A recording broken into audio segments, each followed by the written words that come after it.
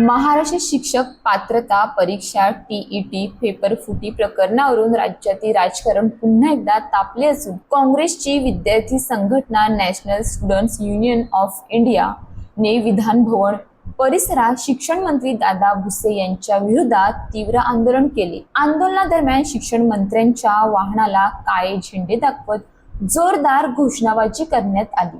तसेच या प्रकरणाची निपक्ष चौकशी करून दोषींवर कठोर कारवाई करण्याची आणि नैतिक जबाबदारी स्वीकारत शिक्षण मंत्री दादा भुसे यांनी तात्काळ राजीनामा द्यावा अशी मागणी आंदोलकांनी केली। NSUI महाराष्ट्र प्रदेशाध्यक्ष सागर साळुंखे यांच्या नेतृत्वाखाली शेकडो विद्यार्थी आणि कार्यकर्ते विधान भवन परिसरात एकत्र आले होते।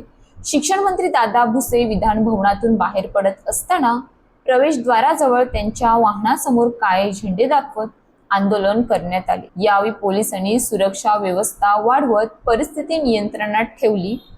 आंदोलनादरम्यान पेपर चोर सरकार हाय हाय, दादा भुसे राजीनामा द्या, विद्यार्थ्यांच्या भविष्याशी खेळणं बंद करा, पेपर फुटी करणाऱ्यांना अटक करा आणि विद्यार्थ्यांना न्याय द्या अशा घोषणांनी विधान भवन परिसर दणाणून गेला। या आंदोलनामुळे काही काळ परिसरात तणावाचे वातावरण निर्माण झाले।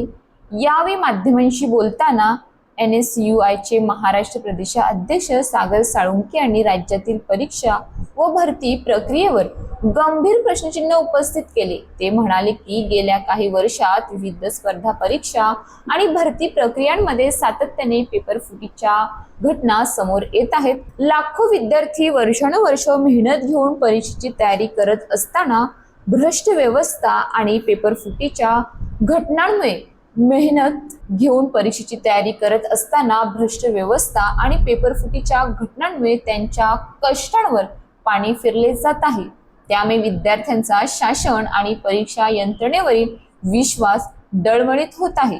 साळुंखे यांनी टीईटी पेपर फुटी प्रकरणाची उच्चस्तरीय पारदर्शक आणि निपक्ष चौकशी करण्याची मागणी केली। पेपर फुटी मागील संपूर्ण रॅकेट उघड करून दोषींवर कठोर कायदेशीर कारवाई करण्यात यावी। तसेच भविष्यात अशा घटना टाळण्यासाठी परीक्षा प्रणाली अधिक सुरक्षित आणि पारदर्शक करण्यासाठी ठोस उपाययोजना करण्यात याव्यात असेही त्यांनी सांगितले। या आंदोलनामुळे राज्यातील परीक्षा व्यवस्थेच्या विश्वासार्हतेचा मुद्दा पुन्हा एकदा ऐरणीवर आला असून विद्यार्थ्यांमध्ये वाढत असलेल्या असंतोषाची झळक विधान भवन परिसरात पाहायला मिळाली।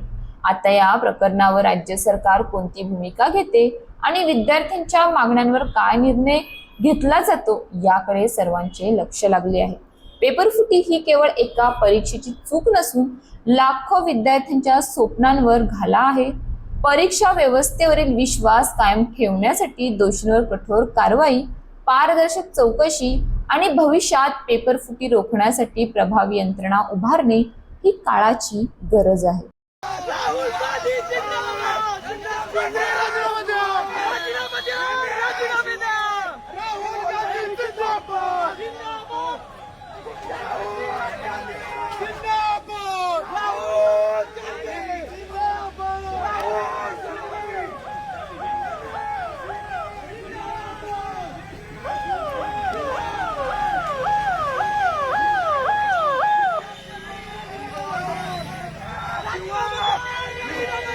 शिक्षण मंत्री राजीनामा द्या, शिक्षण मंत्री राजीनामा द्या।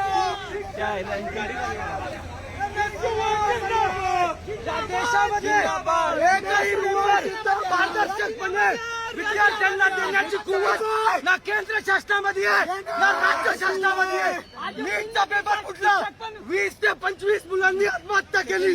आज जागोजागी CUET असेल किंवा CBSEचा गोंधळ असेल, यामुळे या देशामध्ये विद्यार्थ्यांना योग्य शिक्षण देण्याची या केंद्र सरकारची व राज्य सरकारची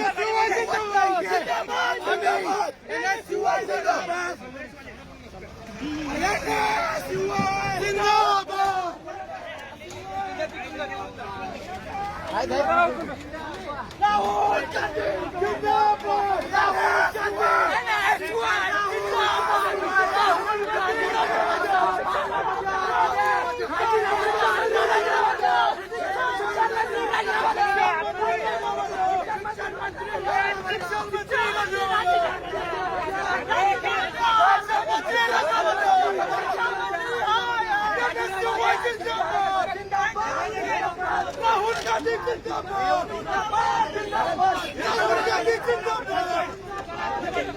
शिक्षा मंत्री